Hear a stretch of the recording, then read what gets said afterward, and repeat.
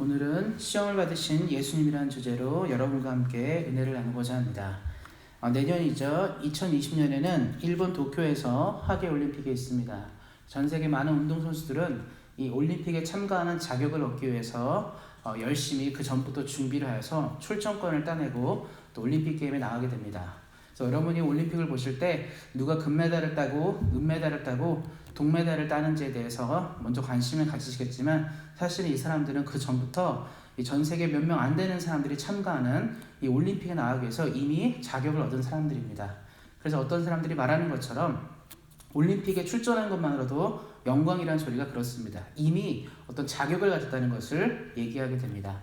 오늘 말씀은 바로 이 자격에 대한 부분입니다. 예수님께서 공생의 시작을 위해서 세례 요한을 만나시고 이제 공생의 출발 앞서서 이 광야에 가서 시험을 받으시는 장면이 나오게 됩니다. 이것은 바로 우리를 대표해서 이 땅을 사시고 우리를 대속해서 삶을 들이시는 예수님에 대한 자격이 확실하다는 것을 보여주기 위해서 광야의 시험들이 나오게 되는 것입니다.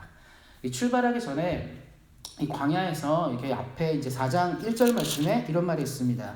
성령에 이끌려 마귀에게 시험을 받으러 광야에 가사. 그러니까 성령님, 하나님은 우리에게 좋은 분이신데 우리를 하여금 시험을 받도록 인도한다는 말이 나와 있습니다. 그러니까 성경을 보면 하나님 우리를 시험하지 않는다고 말하는데 예수님에 대해서 이 성령이 시험을 받을 수 있도록 사탄에게 시험을 받을 수 있도록 허락했다는 내용이 나오게 됩니다. 그래서 여기는 우리가 의문을 가질 수밖에 없어요. 하나님이 이미 예수님은 우리를 위해 좋은 것을 하기 위해 인류를 위해 구원을 베푸시고 우리의 삶을 건져내시기 위해 십자가의 대속의 은혜를 주시기 위해 이 땅에 오신 분이신데 왜 굳이 이러한 것들이 필요했을까에 대한 의문을 갖게 됩니다. 그래서 오늘은 말씀을 통해서 그런 의문들을 한 번씩 점검했으면 좋겠습니다. 자격에 대한 부분인데요. 예수님이 만약에 이 땅에서 우리를 위해 삶을 사신다면 우리와 같은 사람이 되셔야 합니다. 우리와 동일한 모습을 가지셔야 되고 우리와 똑같은 조건을 가지셔야 합니다. 이제 해마다 시간이 되면 때가 되면 한국도 그렇고 캐나다도 그렇고 선거를 하게 되죠. 그래서 내년에는 이제 한국에서 국회의원 선거가 있게 됩니다. 국회의원 선거라든가 대통령 선거가 있게 되면 제일 먼저 확인해야 될 것은 뭐냐면 이 후보가 한국인인지 아닌지를 먼저 확인해야 돼요. 그러니까 여러분 아무리 좋은 사람이라도 외국인이면 그 나라의 대표가 될 수 없습니다. 첫 번째 자격은 그 나라 국민이냐 아니냐는 것이죠. 그러니까 여러분 중에 한국을 떠나신 지 좀 오래되셔가지고 영주권을 취득하시고 또 많은 분들이 시민권을 가지고 계실 텐데 여러분이 겉모습이 한국인이라 하더라도 한국말을 잘 쓰시고 영어보다 한국말이 더 편한다 할지라도 여러분 파스포트가 이미 캐나다로 돼 있다면 여러분이 아무리 뛰어나고 훌륭한 자질을 가지고 있어도 한국의 대통령이 되거나 한국의 국회의원이 되는 것은 불가능합니다. 왜냐하면 여러분이 이미 자격이 없기 때문입니다. 한국인이라는 자격이 없기 때문입니다. 마찬가지로 예수님께서 이 땅의 사역을 위해서는 자격이 필요했습니다. 사람과 같은 자격이 필요했습니다. 우리와 똑같은 모습을 가지신 자격이 필요했다는 것입니다. 그래서 성경은 그래서 세 가지 시험이 나오는데요. 모든 인류가 고통했던 문제, 모든 인간이 고민하고 생각하며 현재까지, 과거부터 지금까지도 계속 이어왔던 어떤 문제들을 시험의 과목으로 내놓게 됩니다. 첫 번째 시험은 무엇이냐면 바로 음식에 대한, 먹는 것에 대한 부분이에요. 여러분, 하나님이 이 땅에 오셨습니다. 예수님인데 만약에 예수님이 겉모습은 사람인데 배가 고프지 않다라든가 겉모습은 사람인데 졸리지 않는다든가 겉모습은 사람인데 마저도 아프지 않고 어떤 고통이 없다면 사실 겉모습만 사람이고 실제로는 사람이 아니시죠. 여러분 어떻습니까? 한 끼만 굶어도 두 끼만 굶어도 배가 고픈 게 사람이에요. 여러분 누가 나를 때리면 아픈 게 사람이고 잠을 자지 못하면 잠을 자야 되는 것이 사람입니다. 그러니까 사람과 똑같은 조건이 있냐 없냐는 매우 중요하게 된 것이죠. 그래서 첫 번째 시험이 무엇입니까? 먹는 것의 문제였어요. 모든 인류는 음식에 대한 고민들이 있습니다. 과거부터 지금까지 백성을 안정시키고 만족시키는 것은 먹게 하는 것이에요. 그래서 이 가난한 나라들, 지금 가난한 나라들의 가장 큰 문제는 무엇입니까? 아프리카라든가 남미라든가 아시아의 가난한 나라들의 가장 큰 문제는 하루 3끼를 먹지 못하는 것, 풍부히 먹지 못하는 것에 대한 문제입니다. 정부들은 그래서 고민이 있어요. 어떻게 하면 백성들을 먹이고 살릴까에 대한 고민들이 있고 그에 맞춰서 정책을 내놓게 됩니다.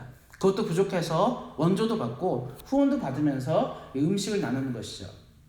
제가 이제 캐나다 처음 와서 이 셀베이션 아미 구세군에서 이제 푸드 서비스 이제 일을 좀 했었습니다. 우리가 발런티어를 하게 되었는데 보통 보니까 이 캐나다도 선진국이지만 많은 사람들이 이 끼니를 못 때우는 경우도 많이 있더라고요. 그래서 정부는 그래서 이 푸드뱅크라든가 푸드 서비스를 통해서 이 사람들을 먹이는 것에 집중하게 됩니다. 이만큼 먹는 것은 인간에게 매우 중요한 문제입니다.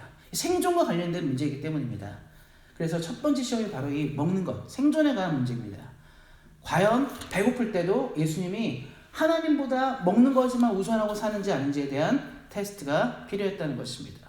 두 번째 시험이 나오게 되는데요.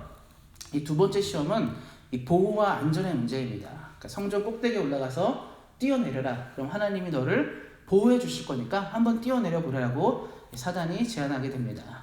이 보호는 역시 우리에게도 매우 중요한 문제입니다. 동물들과 달리 사람은 집이 필요합니다. 동물들은 들판에 살고 때가 되면 뭐 굴에 들어가 지내기도 하고 나무 밑에 자기도 하고 이렇게 삽니다.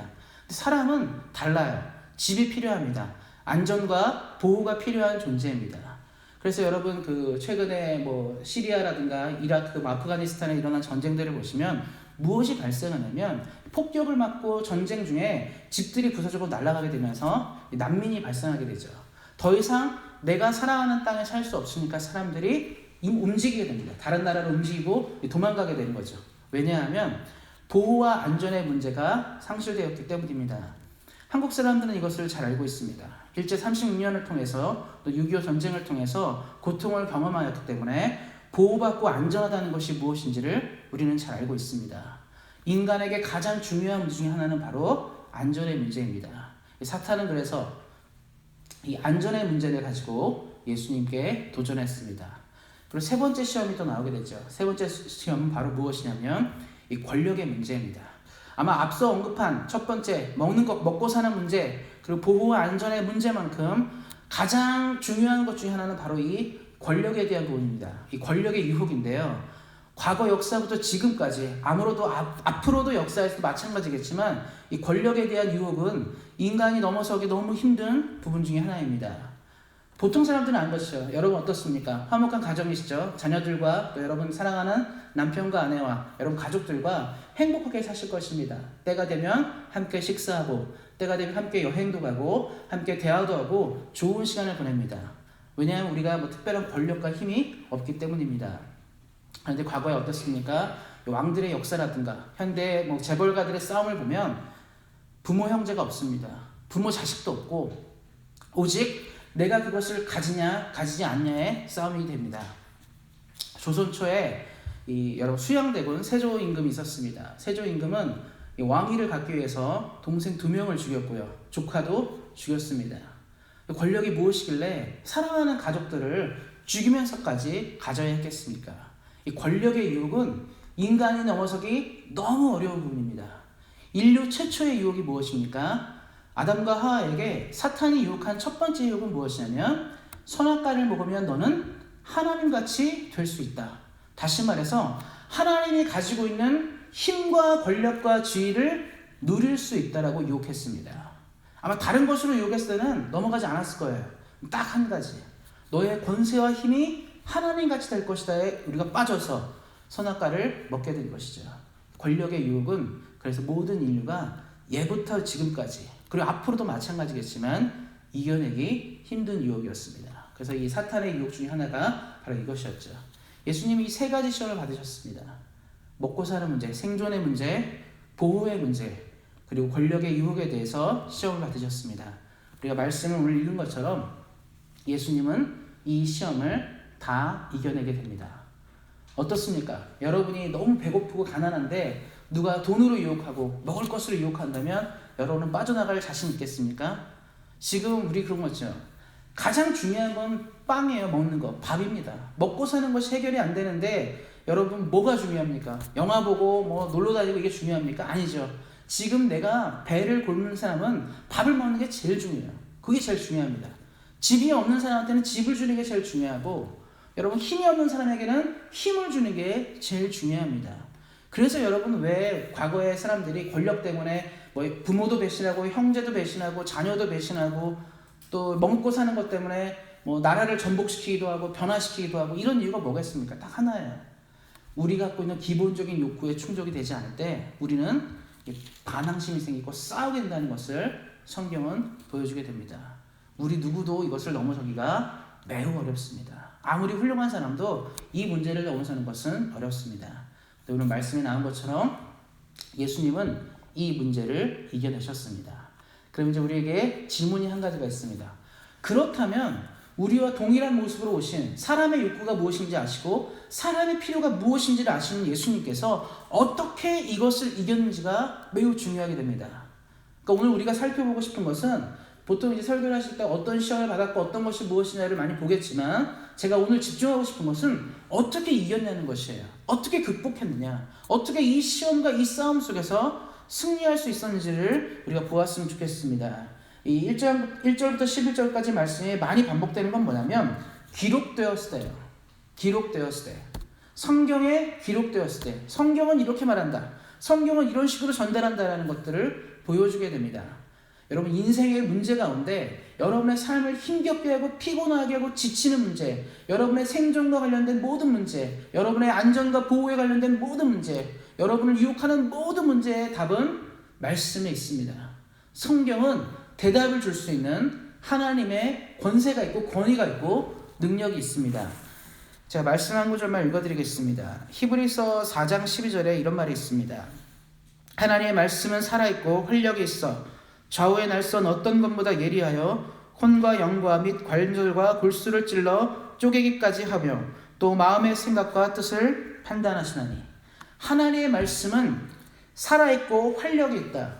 하나님 말씀 죽은 말씀이 아니라는 거예요. 우리가 보는 것처럼 책처럼 집에 놔두는 책같이 가만히 고정되어 있는 것이 아니라 오늘날에도 살아서 여러분의 삶을 변화시키는 놀라운 능력이라고 얘기하고 있게 됩니다. 이 에베소서 6장에는 하나님의 전신갑주, 영적 싸움을 위해서 필요했던 전신갑주를 얘기하고 있는데요. 대부분의 이 전신갑주 중에 대부분의 것들이 방어구예요. 어떻게 막아낼 것이냐, 어떻게 외세의 공격, 외부의 공격으로부터 우리를 자신을 보호할 것인가에 대한 방어구인데 유일한 무기를 성경은 기록하고 있는데요. 바로 말씀입니다. 성령의 검, 하나님의 말씀은 삶을 변화시키고 삶을 개혁시키는 도구가 됩니다. 여러분 지금 생존의 문제 때문에 고통하는 사람이 있다면 말씀은 대답이 될 것입니다. 안전과 보호의 문제 때문에 힘겨워하는 인생이 있다면 하나님의 말씀은 대답이 될 것입니다. 권력의 유혹과 세상의 유혹에 지쳐 쓰러져가는 인생이 있다면 하나님의 말씀은 확실하게 이겨내는 능력이 될 것입니다. 예수님은 당시에 이 어려운 시험 가운데 하나님의 말씀으로 극복하게 되었습니다. 저와 여러분의 삶 가운데 평생을 통해서 이 문제가 던져지게 될 것이에요.